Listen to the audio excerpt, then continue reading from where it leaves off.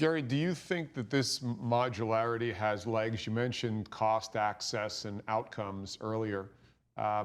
Modularity impact cost and improves outcomes, in your opinion, if it's used in the proper setting? Right. I think it makes your procedure more thoughty. I think that instead of thinking about time, you're thinking about, hey, what's the next best step for this procedure? It makes it, again, efficient, which is what we want because we want procedure lengths to be as short as possible. We're continuing to work to be less and less invasive, and this is what that works at. There's also, we talked about the cost of healthcare. I mean, the designing of every one of these elements as a standalone device has just gotten almost cost prohibitive, where, as Brad has been explaining with his interactions with the FDA, Food and Drug Administration, that there's a simpler pathway because you can utilize the base angioplasty balloon approval as part of the approval process that's already there. So now you're just adapting to that, and it's a little bit shorter process. I also think that instead of having, like, a company will have a chronic total occlusion catheter. They don't usually have two. Why? Because it costs too much to develop. Well, they all don't act the same. That's why we buy a whole bunch of them. But for these tips, we could say, hey, what's the best tip for this procedure? Just grab that, put it on this balloon.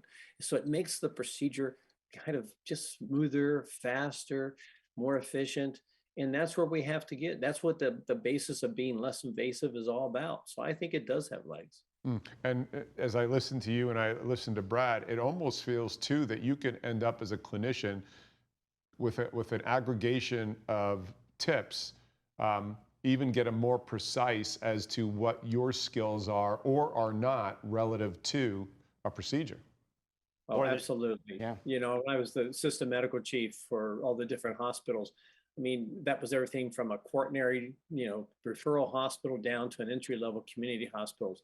And the skill sets and the needs are different in those different hospitals. So like you said, I could, if I was still chief, I'd be able to more individualize what devices are stocked at what institution to really maximize the skill set and the success rate for those different physicians. Yeah, and as we get into the data analytics world in business and in health tech, you can also start to have a predictive analytics for the hospital and inventory. You mentioned ASCs, is the old Pareto rule, right? 80% of our procedures are done with 20%, right? But then if I don't have that 20% and I need it in that event, it's a lot easier for me to inventory a tip.